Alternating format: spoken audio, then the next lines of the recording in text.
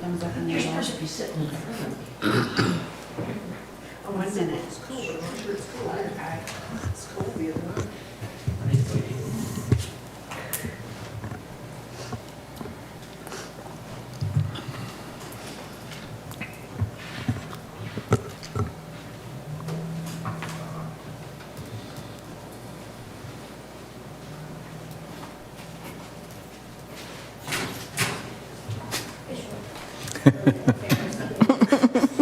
Roy knows how to smile.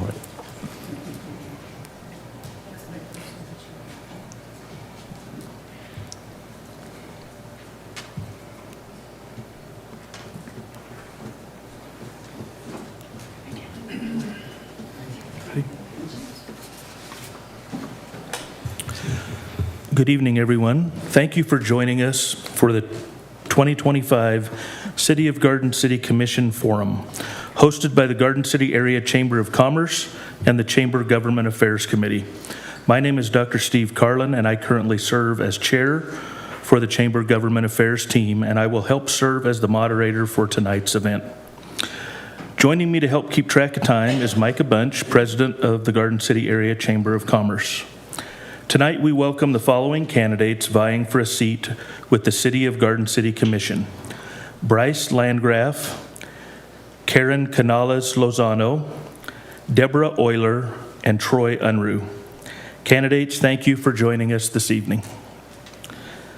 The process for tonight's forum will begin with each candidate providing a 1-minute opening statement, followed by the question and answer session, and will conclude with a 1-minute closing statement. Each candidate will have 90 seconds to respond to each question. When you hear the buzzer, please finish your sentence and then stop. This is a closed question forum. No rebuttal questions or answers will be permitted.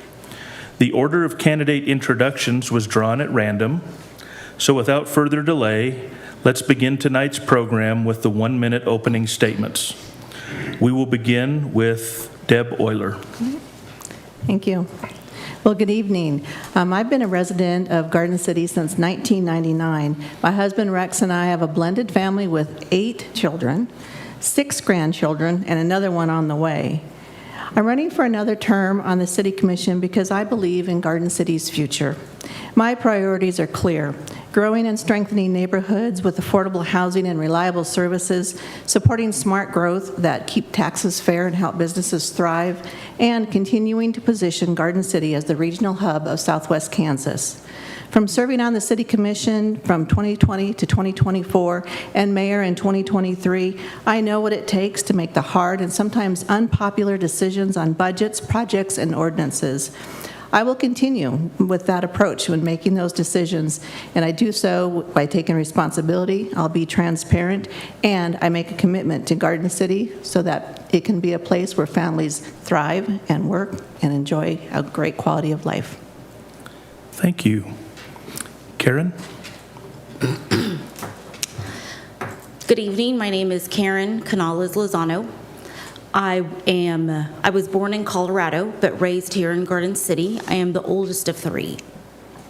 Both of my parents, when we came to Kansas, it was probably in 1988 when we first came here, went to go live in Holcomb, went to school in Holcomb, and then we ended up moving to Garden City. Since then, Garden City is my home. This is where I was raised. This is where I grew up. This is where I have my children. And this is where my elderly mother is at. So I see myself to continue in Garden City. I have 2 children. Both of my children are growing up, and I want them to call Garden City home.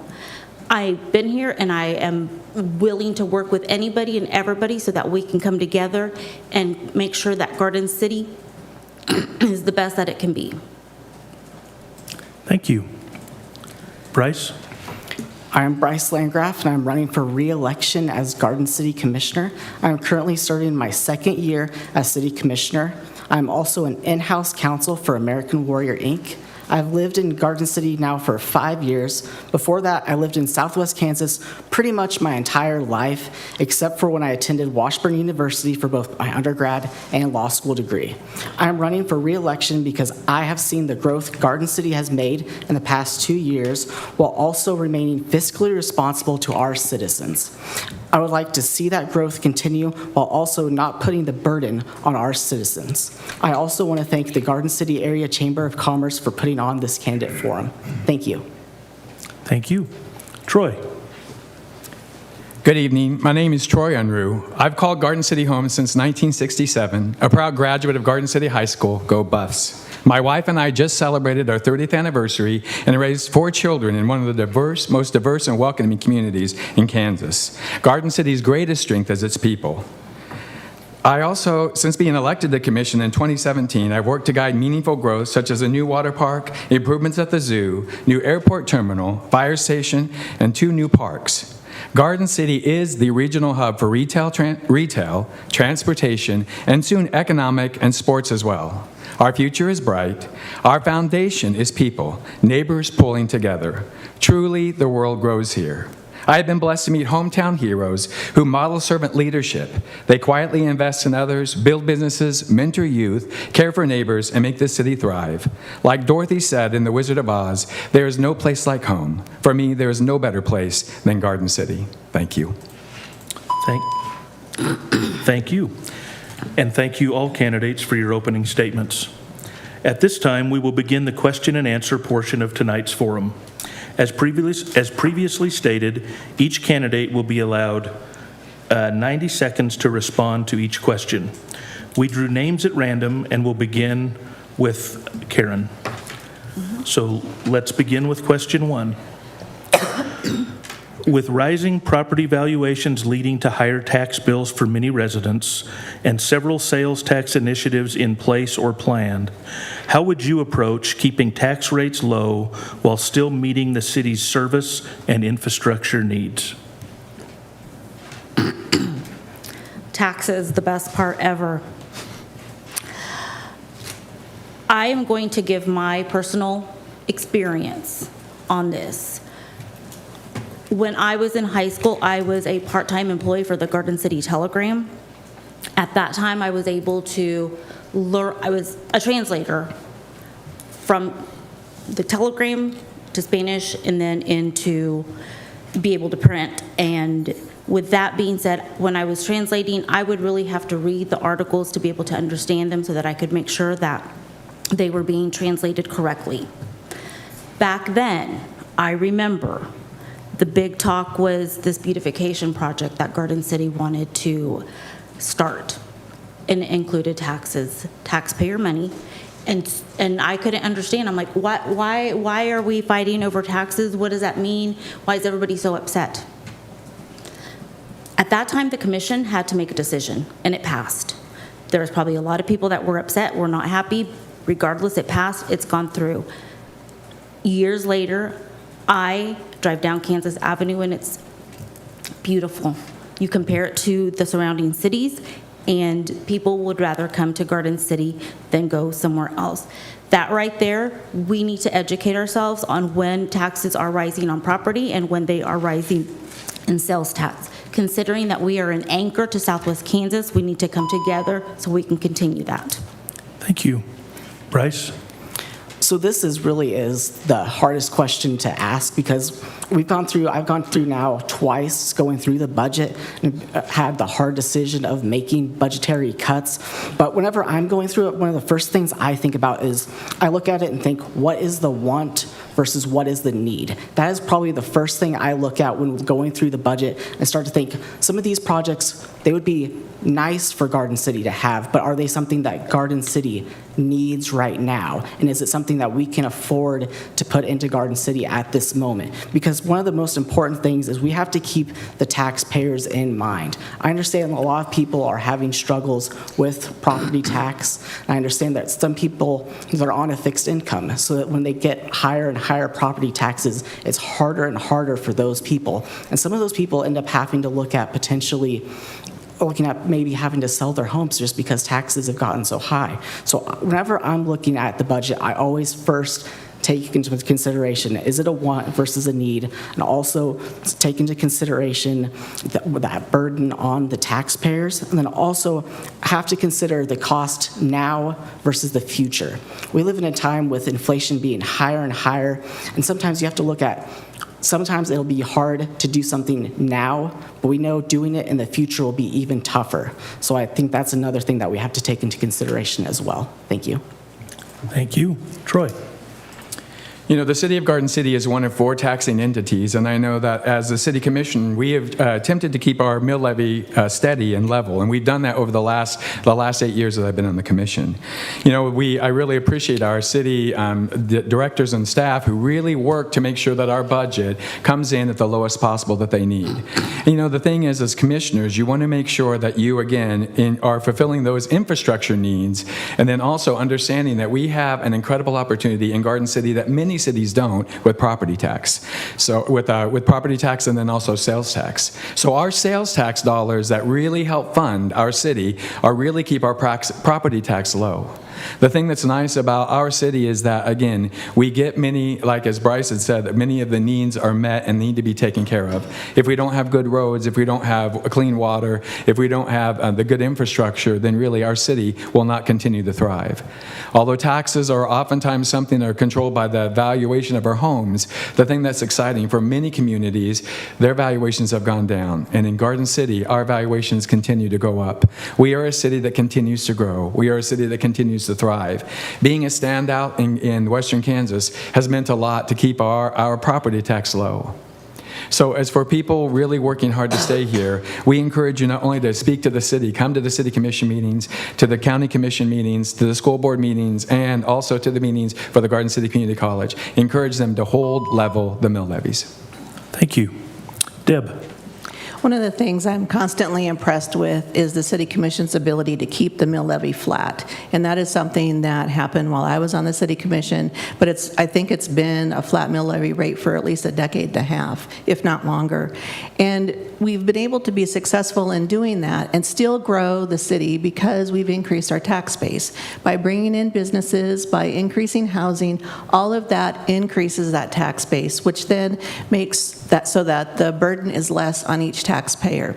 And as my fellow cohorts said, by using sales tax initiatives, that also helps. But I think the biggest thing is making sure that we are using smart budgeting, and I think it's important to keep that mill levy flat. I think it's important that we continue to move the city forward.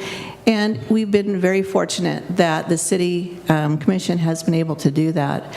I did watch this last budget cycle, and I was continually impressed at the decisions that had to be made on behalf of the citizens of Garden City to keep the mill levy where it was while making some very big cuts, especially towards the end. And I know that those were tough decisions, but those are decisions that have to be made in order to ensure that everybody is treated fairly and that we have smart budgeting and that we keep that mill levy as low as possible. Thank you. Thank you. Question number 2. What ethical principles do you believe are important for elected officials, and how should elected officials be held accountable for maintaining high ethical standards? And Bryce, we'll start with you.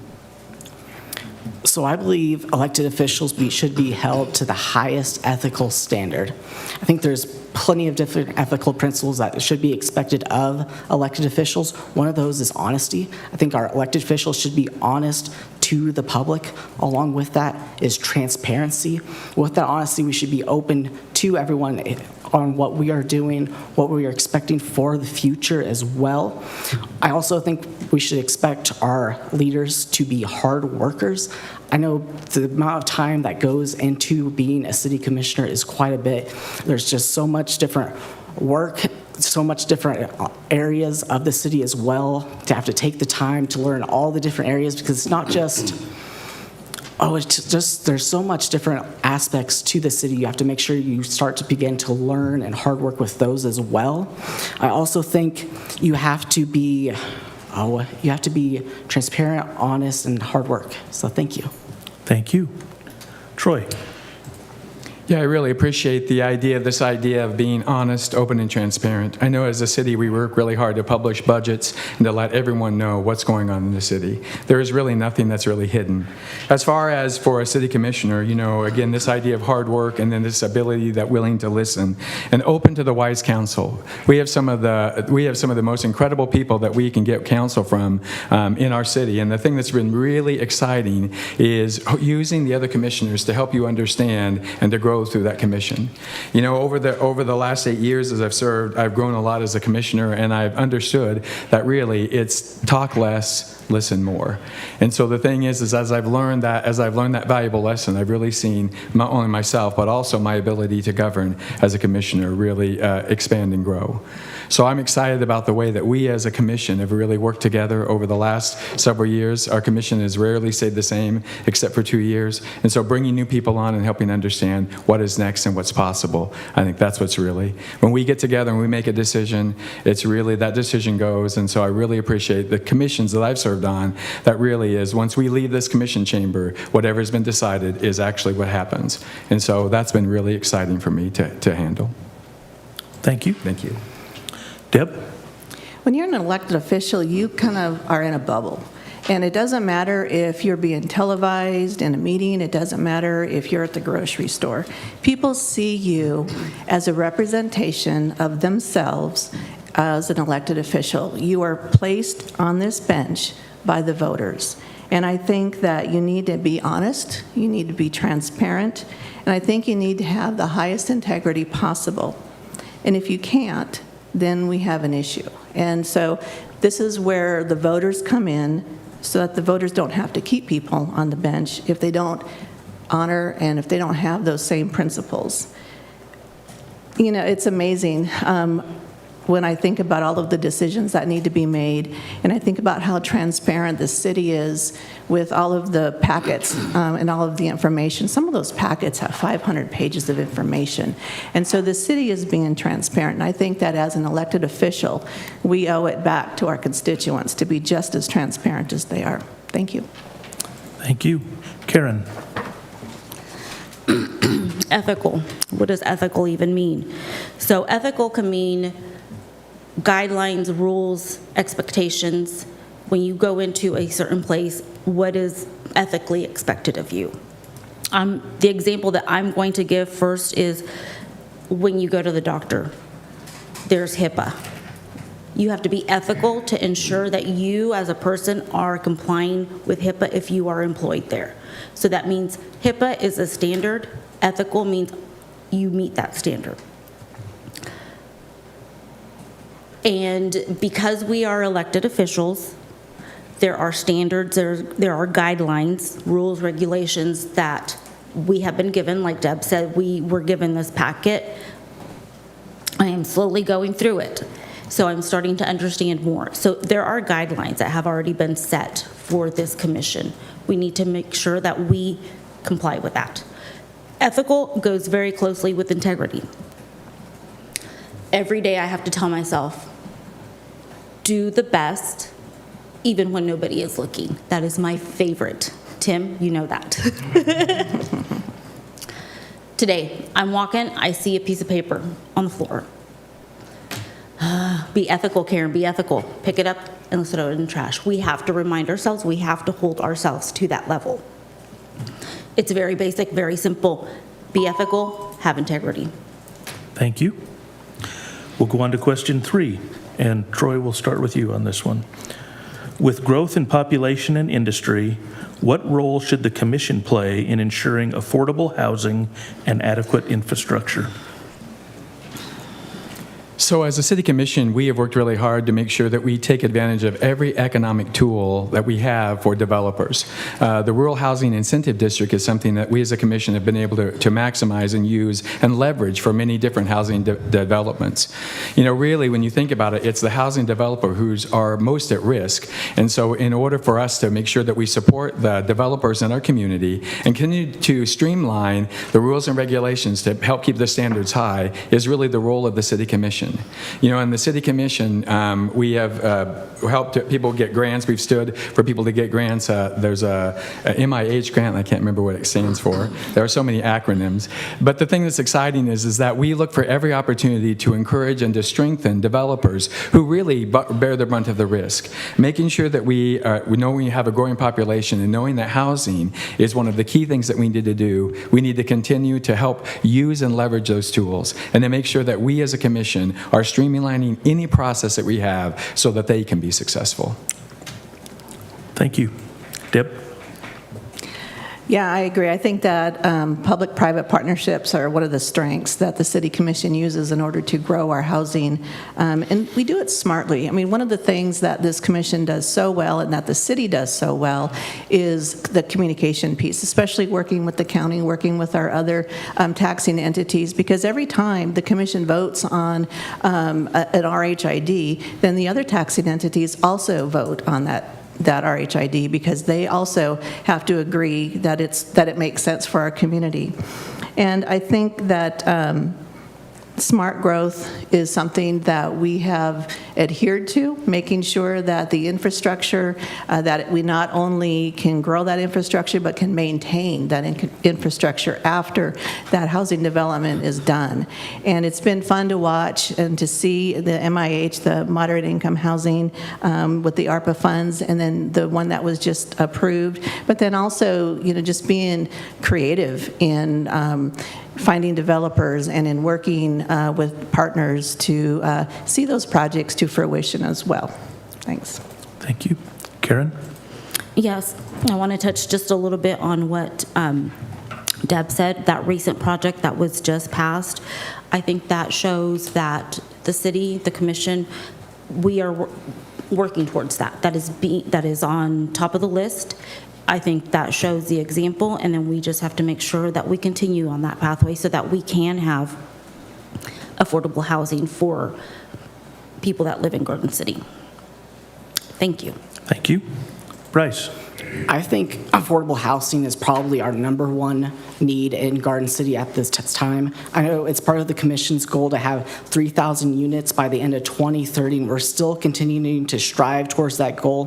Part of the way to be able to reach that goal, though, is we have to look at different types of housing as well. We can't just do the normal, typical house. You also have to look at starter homes. You also have to look at apartments. It's a little bit of everything that is needed, and that's kind of what the commission has done. I know we've gone and we've found developers, and we've helped through different programs. We had the Sand Sage Square Phase 1. That was 48 units towards the future. It's an RHID, that's an MIH, that's a KHTC. All these different programs that we're helping these people get, not just programs for here in Garden City, but some of those are state programs as well, getting those state tax dollars as well to help keep the cost off of our taxpayers. We also have the Petra development one recently that we just put in for MIH and KHITC. That's 40 units, and I'm really, really hoping that the state sees the value to putting that here in Garden City and how much of a need that is here. We've also had the Zimmerman properties. Those were 48 units for LIHTC housing as well. So that's just looking at the different types of housing that we can bring in. I know right now in the design phase, just got an email today saying there's 853 units in the design phase right now in Garden City. So it's just getting through that. And also just want to say thank you to Economic Development as well. They do a great job bringing some of those programs to us as well. Thank you. We'll move on to question 4, and Deb, we'll start with you on this one. If the proposed sales tax ballot initiative to fund a new law enforcement center does not pass in November, how would you propose moving forward to address the facility and funding needs for the center? A lot of hard decisions will have to be made, that's for sure. I was able to tour the LEC, the Law Enforcement Center, last year, and I was embarrassed that we had a facility where we have people who serve and protect our community, and we couldn't even protect and serve the people who are working in that building. And it really is important to make sure that the funds are there so that we can build a new LEC and give them the structure that they need in order to be safe. And I think that if it means increasing the mill levy, increasing property taxes, I mean, it's definitely going to be a long-term solution, and it will take a lot longer for that LEC building to be built than it will if you have the sales tax initiative, because it takes longer to increase property taxes and then to collect all of that, all those funds. And so you're looking at a longer-term solution, and you are certainly not helping the situation any. And so it really is important to vote and to make sure that you vote. I think you should vote to pass the sales tax. Thank you.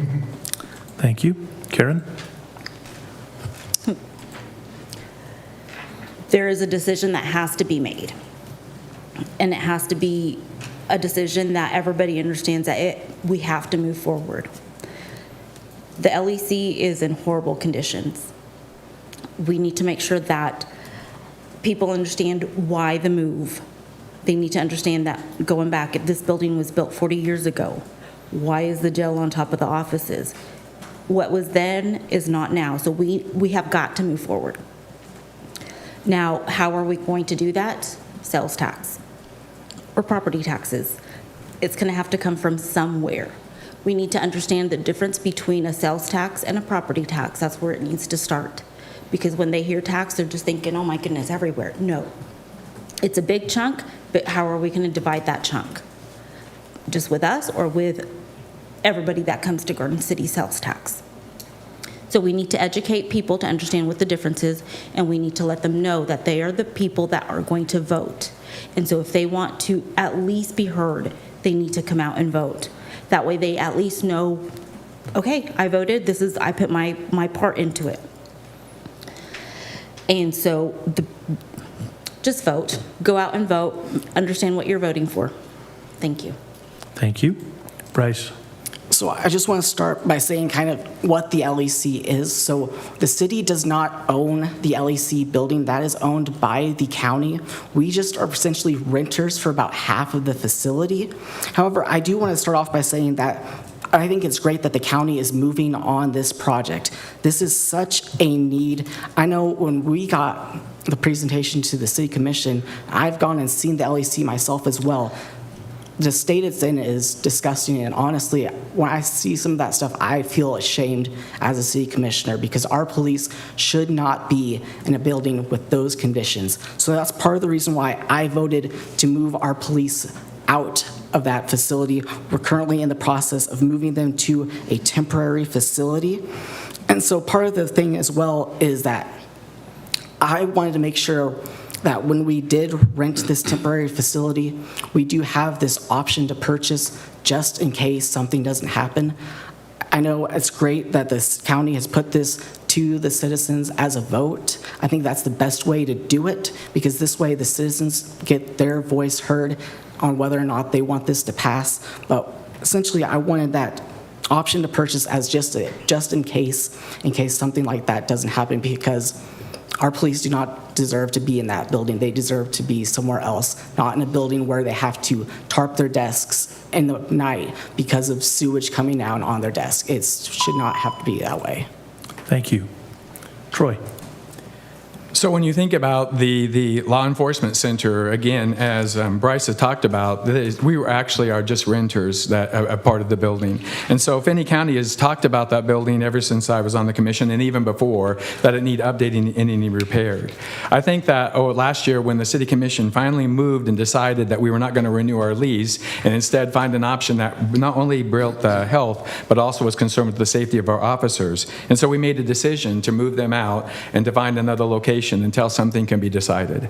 I think this was a decisive decision that really helped the county commission really come to grips with something that had to be done with the law enforcement center. And so they developed the proposed sales tax. You know, the proposed sales tax not only builds a new jail, 200-bed jail, but it also remodels the law enforcement center so that we can bring the sheriff's department and the Garden City Police Department back together.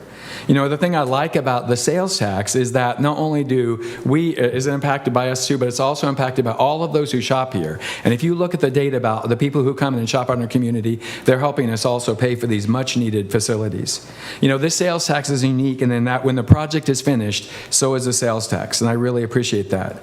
You know, there are only a few ways to really fund these type of projects. It's sales tax or property tax. The one thing that when we have shovel-ready projects like this one, that we can really make the most of any type of dollars that might happen to come our way. Thank you. We'll move on to question 5, and Karen, we'll start with you. What strategies would you support to ensure long-term water security for Garden City? And how should the city balance infrastructure upgrades with affordability for residents? So I think that the commission does already have a good system in place. I believe that the water department is working on different things to be able to continue to maintain water for Garden City, for the community.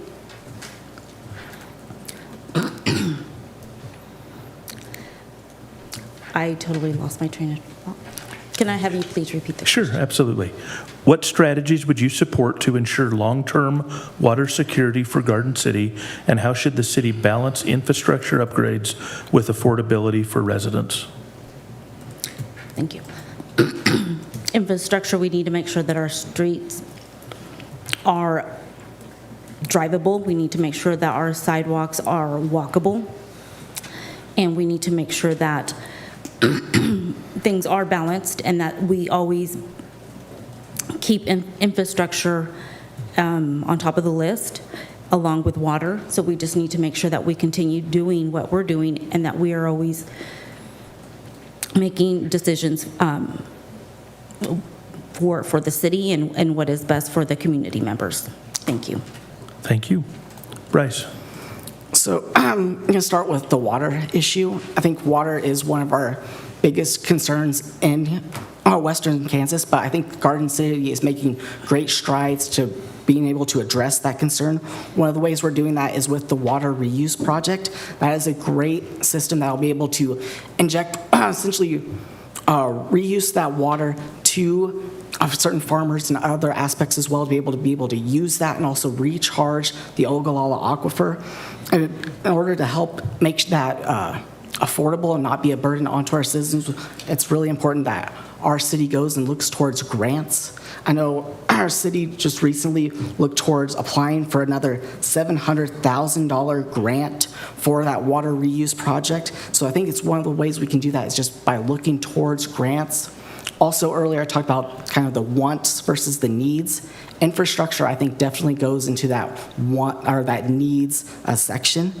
I think one of the things we've also done as a city commission is looking towards our roads. I know our roads, for a while, it used to just be kind of like a chip seal process. Well, after a while, that chip seal just adds up and adds up and adds up. So now we're starting to get to the point of adding more funds, so that way you can go through it and you can mill that over and be able to make sure that street is still good. That way you still have the drainage and everything else that you need. So it's essentially just looking towards our budget to be able to forward these certain items that are the needs for Garden City. Thank you. Thank you. Troy? Could you repeat the question just one more time? Sorry. Sure. Yep. What strategies would you support to ensure long-term water security for Garden City, and how should the city balance infrastructure upgrades with affordability for residents? We probably have the most talented water department in the state of Kansas, and they have done some innovative things. As Bryce had talked about, they were able to secure a federal grant for a reuse project, which runs all the way from our industrial place all the way out to charge our wells that are south of town. So not only charging our wells, but also charging the aquifer. You know, as far as affordability, we have really worked hard to keep the water rates so that they are stable, so that people know that we can repair when the repairs need to be made, and we make sure that we minimize leaks. You know, water use as a city is something that really drove the changing out of the big pool to Garden Rapids, and so we as a city need to really be responsible with our water use, and we've cut our consumption majorly. You see many projects out at Buffalo Dunes that have actually changed the face not only of Buffalo Dunes, but kept it a world-class golf course. You know, we are working on approving a new water storage project, a new on-ground water tower, that again, because storage is going to be very important. We were just received information about a wastewater line that needs to come from the northeast of the city all the way down to our wastewater treatment plant in order that we can continue our growth. You know, stormwater management isn't something that is easy to do, and it's not something that is without cost. But we as a city, I think with our team in place, have really become not only innovative, but they have really done the work to make sure that we as a city can continue to move forward. Thank you. Thank you. And Deb? When I was on the city commission, one of the things that we advocated for in Washington, D.C. was for this exact project, was for the water reuse project. And being able to make Garden City, or have Garden City become a water neutral community where, you know, when we were recharging the aquifer, we were kind of taking out and then replenishing it. And that was unique because it worked with public and private partnership. It worked with, you know, we worked with different feed yards and with different businesses who are water heavy to figure out ways to reuse that water. The city also replaced a lot of their sprinklers with the WaterSense so that when it rains, you don't necessarily see the sprinklers going on at the same time when it's pouring down rain because they use technology. And actually, the city has a rebate program for those WaterSense. I don't think they're called thermostats, those WaterSense things, you know, for your irrigation. And that's an important project too, because that not only encourages the city, but also encourages residents to be efficient with their water use as well. And I think that, you know, being able to have those public-private partnerships to be able to continue strategizing, and I know we do. We have a great water department. We really do. And they're very forward-thinking. And I think that the city has always been really, really good at thinking outside of the box as far as our water use goes. Thank you. We'll go to question 6, and we'll start with Bryce. What do you see as the most pressing needs for infrastructure or capital projects in Garden City? So, as I spoke earlier, I think our biggest need right now is housing.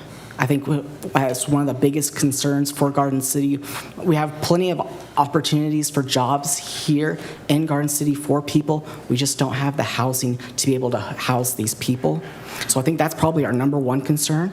Our number two concern is probably be roads, not just roads in Garden City, though. We also need to be working towards advocating towards our state partners as well as being able to bring in 4-lane highways outside of Garden City. That as well will help Garden City to grow. I know we have traffic right now on these highways that has just gotten to the point of being ridiculous, and it's really hard for people being able to pass on these highways. You get stuck behind a wide load, and it becomes very hard for these people. Thank you. Also, one of our biggest concerns would be water as well, which we spoke about before. The water reuse project, that is a huge thing for Southwest Kansas and for Garden City. And also, we just have to be able to continue not just looking at ways to spend in Garden City, though, we also have to be sure to be fiscally responsible for our citizens as well. Thank you. Thank you. Troy? So I think the biggest capital project that we as a commission have oversight over is the law enforcement center, and then also having a police department. Currently, we have moved our police department on to Fleming Street, and so making sure that we have a place that we're protecting the health and safety. So as far as a capital need, that's something I think that's really high on my priority, because that needs to make sure that we take care of. Now, I'm believing that the sales tax initiative will pass, and so that people will see the value not only in all of the things that are going to take place there. Housing is something that we as a commission have approved, the rural housing incentive districts all over, and so as these contractors build, I believe that we'll see the infill happening, and also I think that housing will really begin to boom and thrive. The hard thing about it is housing costs are expensive, and so getting builders here to build in Garden City is something that we need to do a really great job of recruiting. I know Finney County Economic Development does a great job. I know the Chamber also does a great job. Something that we don't ever see, and you hope you never do see, is wastewater management and wastewater treatment. A lot of these piping runs under our city and runs through that we never really notice until something happens where you can't. But the infrastructure from all the way from the northeast side of town all the way to our wastewater treatment plant on the south, that's well over $1 million just in new piping.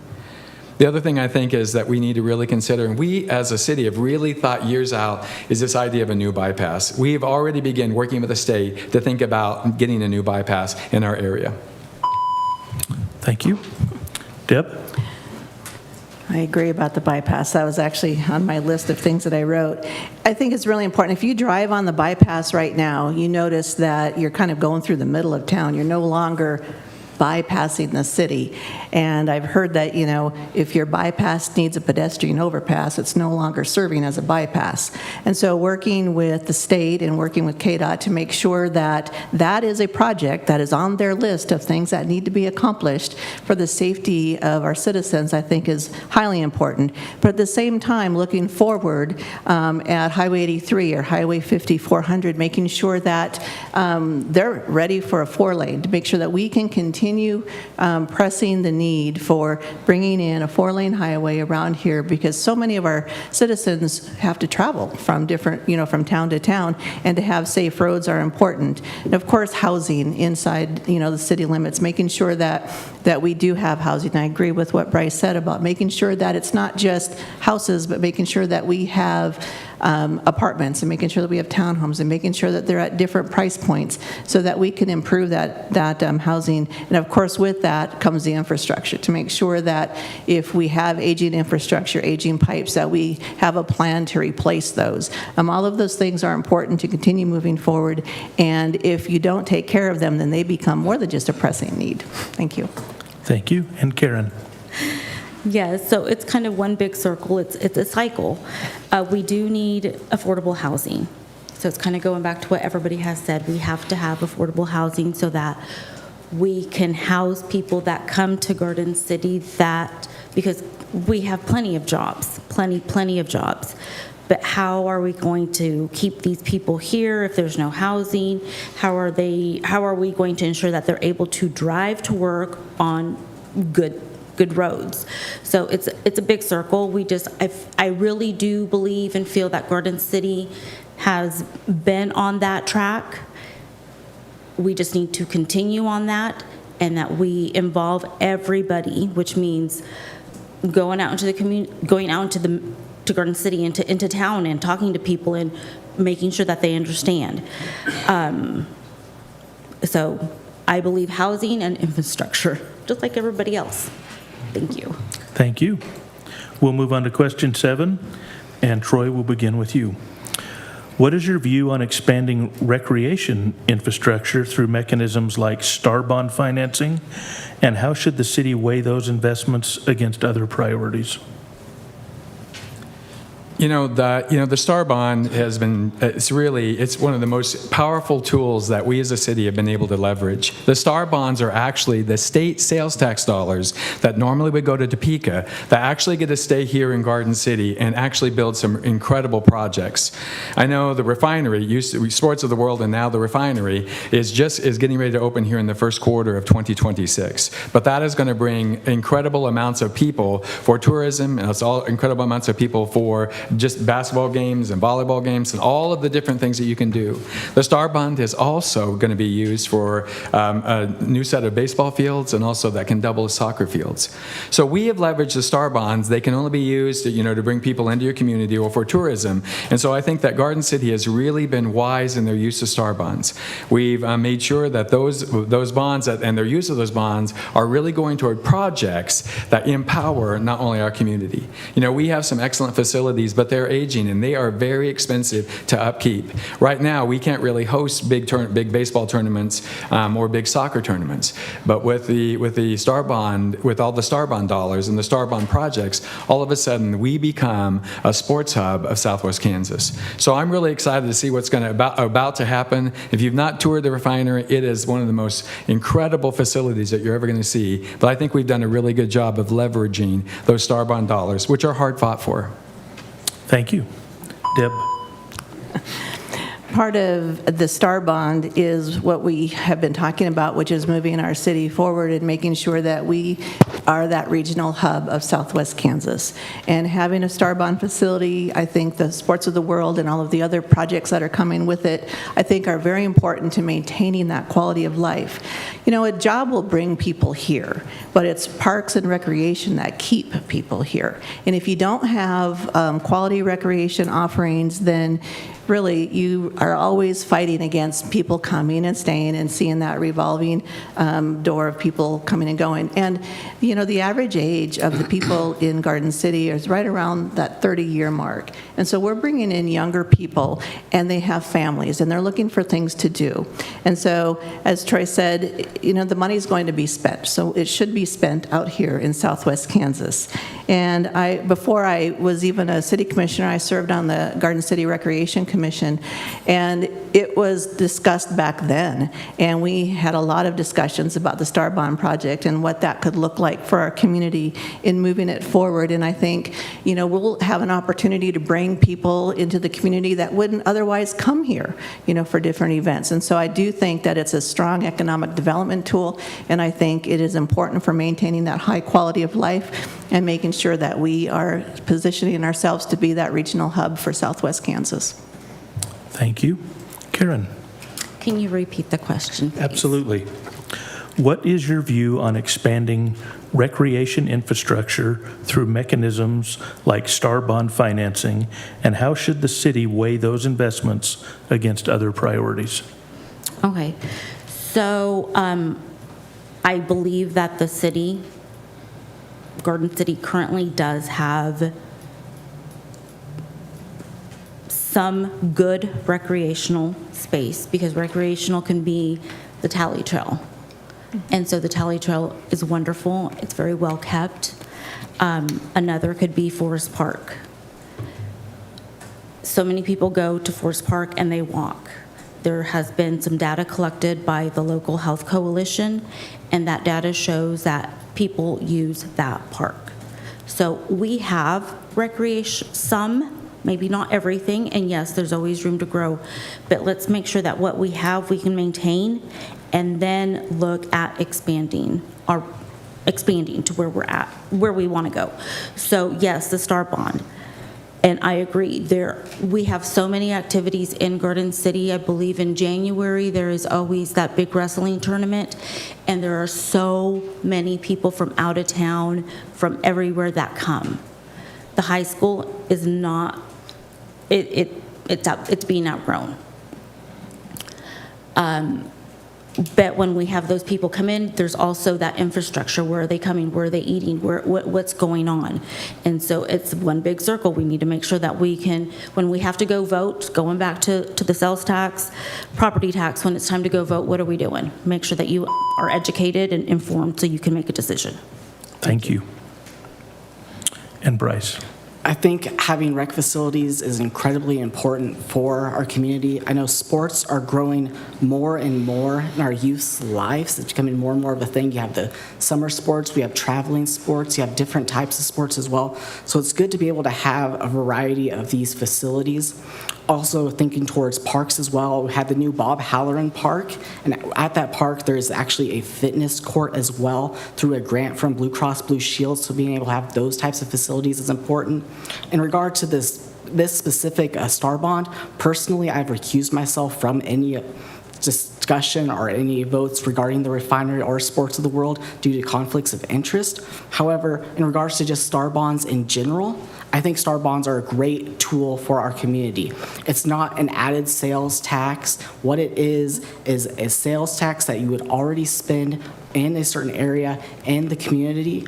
Instead of it going to Topeka and then after that going to who knows where in Kansas, instead those dollars stay in Garden City. And I think that's incredibly important for our community to be able to have these dollars stay in Garden City. Thank you. Thank you. All right, question 8, and Deb, we'll start with you. How would you approach attracting and retaining businesses while also supporting our existing local businesses?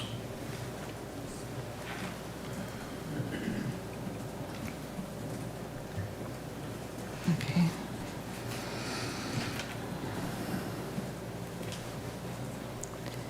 Well, the existing businesses that are here, I mean, the businesses that have been around forever are the backbone of our community. I mean, they're the businesses that have made Garden City what they are today. And I think we always need to think about making sure that if a business wants to expand, or if they need to upgrade, or if they want to do things, that our codes are such that they are business-friendly and that people have an opportunity to do some of the work that they need to do.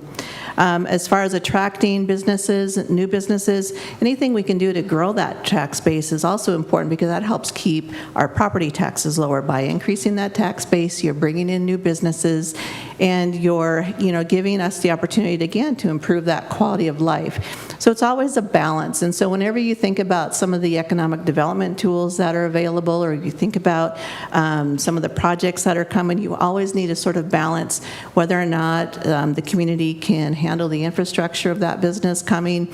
And I think that's where the city has always done a really good job of making sure that they work with the other partners, making sure that they're forward-thinking in what is going to be needed to not only maintain what we have, but to grow what we have and be able to, in the future, keep that business going and be able to maintain some of that infrastructure. But I think, again, it's those public-private partnerships and working together and using those incentives wisely can help grow our tax base and can help with businesses. Thank you. Karen?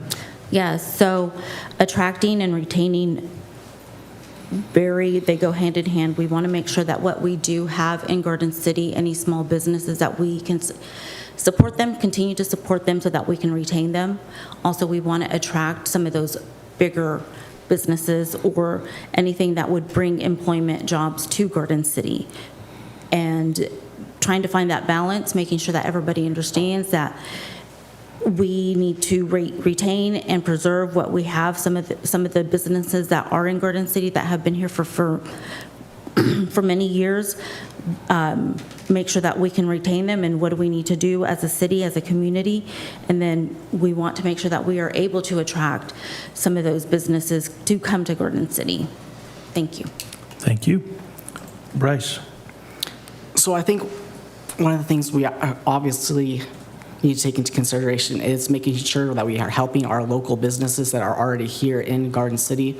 Our local businesses are the backbone of Garden City, and one of the ways the commission is doing that, we had a pre-meeting last meeting talking with the county as well regarding the neighborhood revitalization program. We're looking towards expanding that for commercial businesses, being able to make that easier for these commercial businesses to be able to be more helpful. So it's good having these meetings and discussions with the county regarding how exactly to do that. And however, at the same time, we also want to continue to grow and be able to bring in new businesses as well. We have to look at bringing in these new jobs so that way we can continue to be the regional hub of Western Kansas. I also think our economic development team as well also does a great job being able to help bring these people to Garden City. What's really neat, like once you be able to begin to bring in these people to Garden City, they really see the opportunity here and they begin to plan and be able to see all these different opportunities here. Thank you. Thank you. And Troy? So when you think about, I think the key word here is partnerships. And so we have, as a city, have some incredible partnerships, not only with the Chamber of Commerce, but also with Finney County Economic Development, Downtown Vision. And we as a city are members of each and every one of those organizations, and we continue to support those organizations, knowing that they are the ones recruiting and attracting many of these businesses to come. They also, I love how they support our local businesses, making sure that they have the tools necessary and really helping them skill up in order not only to keep help, but also to grow as a business. You know, one thing I always, whenever they come and report to us, the Great Plains Development, they have some investment dollars that enable entrepreneurs who can't get financing the other way, and we are the biggest use of the Great Plains Development dollars out here in Western Kansas. And they've enabled many small businesses, some to start as a food truck, and now they have a full-blown restaurant. So the thing that's really exciting about all of these opportunities, and I think that we as a city really need to be in the middle of helping direct these people to making sure they can come in. As far as attracting new businesses, Showman Crossing has been a really boom, and as well as our downtown. And so as you keep local businesses planted, as you keep them growing there, it attracts other people. People want to be a part of success. And I think that's really true about Garden City. We have really been successful. I think there is a balance, and so we have to make sure that as we're growing as a city, that we really balance the incentives, both existing and then also new businesses. Thank you. We'll move on to question 9, and Karen, we'll start with you. How will you ensure residents feel heard and represented in city decisions, especially those who may not typically engage in local government?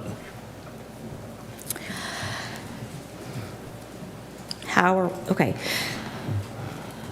So we need to make sure that we can, so I'm going to just, what I have seen lately. There have been, obviously, we are looking at putting on the ballot whether we want to increase sales tax or property tax. That right there, how there's been sessions, community sessions where we're talking to people and letting them know what is going on. And so that is how we are keeping the citizens involved and making sure that we continue that. A couple weeks ago, I think I was at the Spanish radio station for an interview, and I was talking about the sales tax coming up.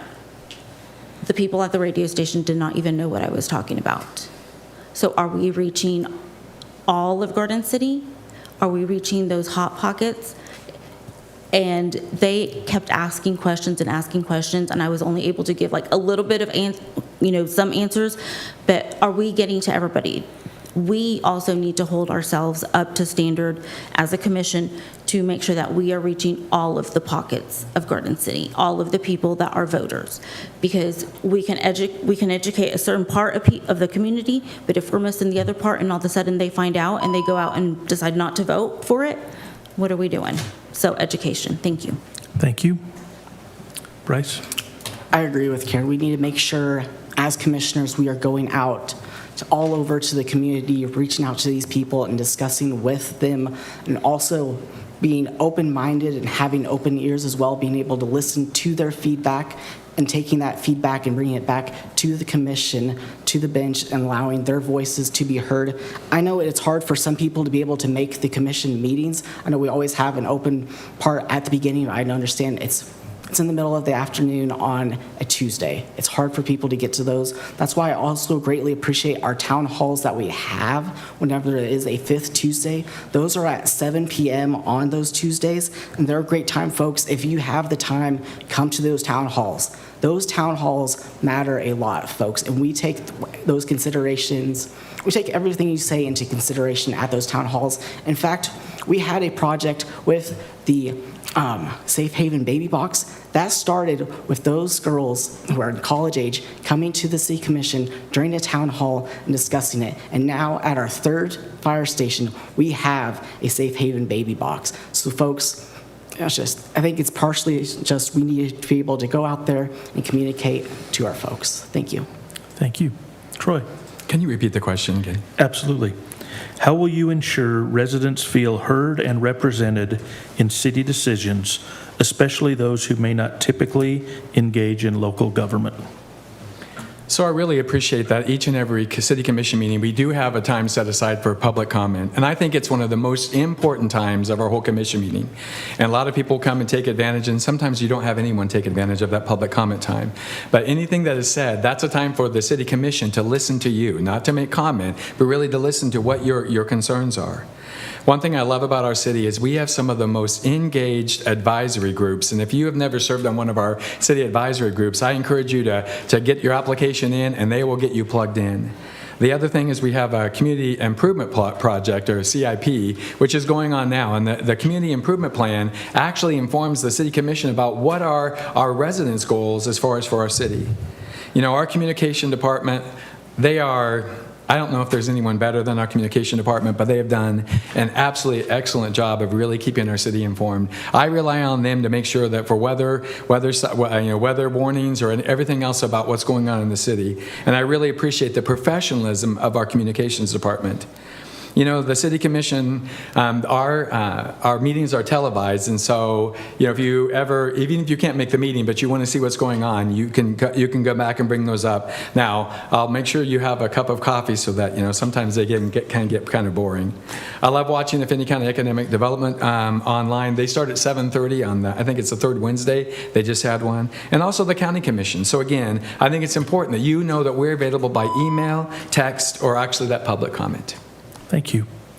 And Deb? I'm a firm believer in meeting people where they are. I think that's something that we don't do enough of, and we really do need to improve that. I was on the committee that was planning the Bob Halloran Park, and one of the things that we did was had community meetings at Victor and Ellis, because it was going to be in that neighborhood, and those parents were going to be the biggest users of that park. And it was very important to us to be able to get their input, because they need to be able to tell us what they wanted. I also serve as the chair of the Regional Planning Commission, and recently we had a group of citizens that came to speak out against a plat project that was happening in their neighborhood. And it was one of those meetings where I just thought it was going to be a simple meeting and it was going to be easy and we were just going to vote yes. And an entire neighborhood came out to speak out against it and gave us their reasons for why they did not want to have this project move forward.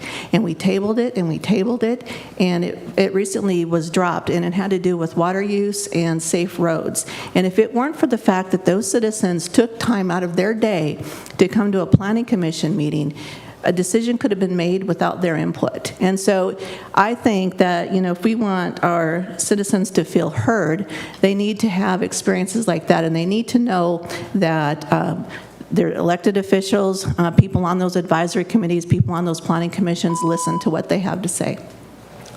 Thank you. Well, candidates, great news. We're to the last question. Question number 10, and Bryce, will start with you. What is your vision for the future of Garden City over the next 10 to 15 years, and how would you balance growth with maintaining our community character?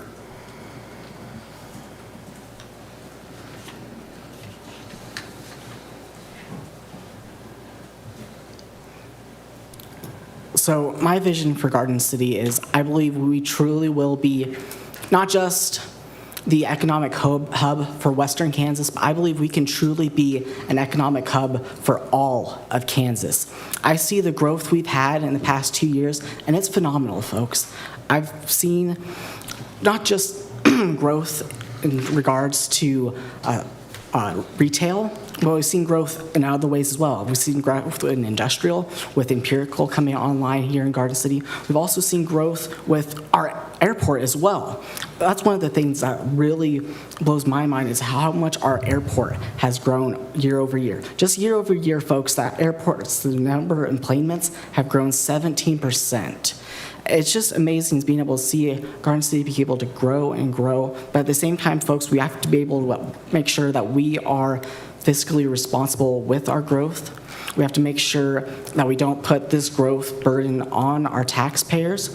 That's part of the reason why past 2 years I voted to keep the mill levy flat, so that way we don't have to put that tax burden on our citizens.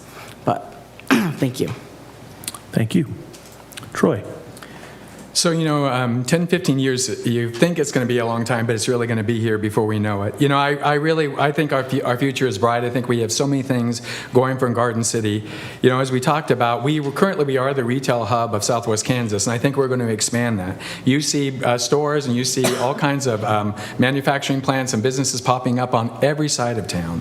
We are the transportation hub, but Bryce mentioned that right now we are on pace to have 32,000 employments, which is more than the other 5 cities closest to us in combined. You know, when we think about the economic future we have being an economic hub, with Empirical Foods coming on, and with the Dairy Farmers of America plant, and with Bonanza bioenergy plant, all of these different things combined, not to mention Tyson, even though they're located in Holcomb, they impact our city continually, and they are an important employer in our area. You know, I love the idea that sports were growing in our recreation and also our parks. And we mentioned the Bob Holleran Park. I love the skate park. If you ever need something to do, go and watch the skate park. It's so fun. It's something that was a vision of one of our recreation directors, and I'll tell you, it's really been exciting. I know that we need to keep our city affordable, and so as a city commissioner, I'm committed to keeping the mill levy flat and making sure that we live within our means, making sure to balance growth and also balance that foundation for our future. Thank you. Deb? So in 10 to 20 years, I predict that we will be making great strides towards that 3,000 housing units by 2030. I mean, it's not that far. It's even less than 10 years. But that we will be in a good position so that we do have that goal as a foreseeable goal, and that our infrastructure is able to keep up with building of those houses. I also want us to have a strong parks and recreation system with Sports of the World and with all of the other projects that are in the pipeline right now, making sure that those are not just here, but that they're thriving and that they're bringing in people and they're helping to improve our economy, and that people come to Garden City and they say, wow, Garden City is not going away. Garden City is thriving. It really is the regional hub of Southwest Kansas. And the best way that we can do that is maintaining those partnerships. I really hope that in 10 to 20 years, we're at least doing some sort of a groundbreaking for a 4-lane highway, or that we have the ability to say, you know, this project is coming our way. And so it's maintaining those strong partnerships, making sure that that we work together. And I also agree, making sure that we keep that mill levy as flat as we possibly can, because if we can continue to grow our tax base, then we'll have an even better opportunity to keep it at a level field and to be able to continue to grow our city. Thank you.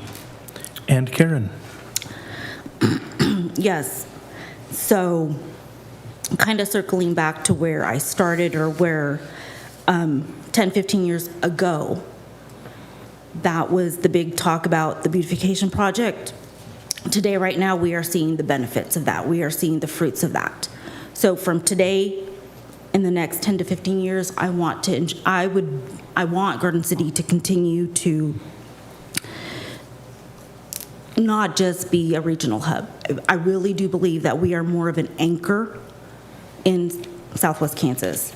This is where the anchor's at, and that we continue maintaining our parks, what we have, and then also be open to expansion and attracting new businesses. And that's how I see the future. Thank you. Thank you. Candidate, that concludes the questions and answers session of tonight's forum. We thank you for your time and willingness to be a part of this event. At this time, we will invite each candidate to provide a 1-minute closing statement. And Troy, we'll begin with you. You know, Garden City has always been more than just about streets or buildings or numbers. It's always been about people. And the thing I love about Garden City is we have some of the best people. It's when people come here to live, it's our people that keep them here. And it's our people who have attracted the businesses. It's our people who have caused us to be successful as a city. You know, the strength of our future will come from the same place, as it always has, our neighbors willing to work together, to serve one another, and to believe in what we can become together as a city. As your commissioner, I will continue to focus on the growth that honors our people, strengthens our families, and creates opportunities for our next generation. I have one son and daughter-in-law here, and I'm hoping to get them all back here in Western Kansas.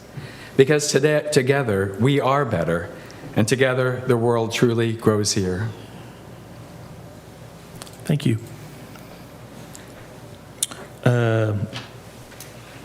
Bryce, we're going to go to you next. I once again just want to say thank you to the Garden City Area Chamber of Commerce for putting on this candidate forum. Events like these are incredibly important as they allow voters to see our positions as candidates. I want to repeat that I believe Garden City is heading in the right direction, and we must make sure that while doing this, we do not increase the tax burden on our citizens. We must remain fiscally responsible. If you have any questions, I just say please feel free to reach out to me. I believe in being transparent. I believe in accountability, and both of those are incredibly important. I'd also like to remind everyone that the deadline for registering to vote is October 14th, and that Election Day is November 4th. Thank you. Thank you. Karen? I just want to let everybody know that I'm very happy to be here, and thank you for the people that have come out. It's very simple. I am a mother, a conservative mother of 2 children that I love. I was raised here, I live here, and I will continue to be here. I have 2 children. My boy is 24, my girl is 19. My boy does live here, but my daughter's getting ready to go to college. When she goes to college, I want her to be able to go and do everything and then talk about, oh, my hometown. I want her to do what she needs to do, come back to Garden City and say, this is where I live. I am from Garden City. So the only thing that I ask is that I want a seat at this table so that I can make sure that the decisions are being made so that we can have a bright future, so that we can continue being Garden City, and that we can continue to be not just the hub, but the anchor of Southwest Kansas. Thank you. Thank you. And Deb? All right. Thank you to the Chamber for hosting this forum, and for all of you who are in person and those who are watching online. Garden City is a great community, and while we've accomplished a lot, there's still a lot of work that needs to be done. We must continue leading as one of the most innovative, forward-thinking cities of the first class in Kansas. So that means ensuring families have affordable housing, strengthening our role as a regional hub of Southwest Kansas, and continually improving the quality of life for our citizens. I am committed to encouraging growth that strengthens our economic base while protecting the quality of life that makes Garden City that trailblazer across Kansas. And I will always work hard to make sure every voice is heard, to lead with fairness, and to make wise decisions that move our city forward so that our children and our grandchildren do want to come back and call Garden City home. Thank you. Thank you. Candidates, ladies and gentlemen in the audience, this concludes tonight's program.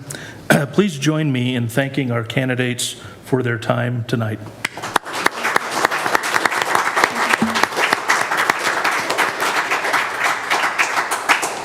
Please join us next Thursday, October 2nd, for the candidate meet and greet event from 6 p.m. to 7:30 p.m.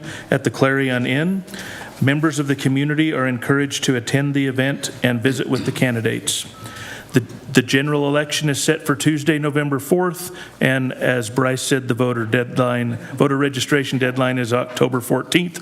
We encourage the citizens of Garden City, Holcomb, and Finney County to exercise their right to vote and participate, and thank you again, candidates and audience, for being here tonight. Have a great week.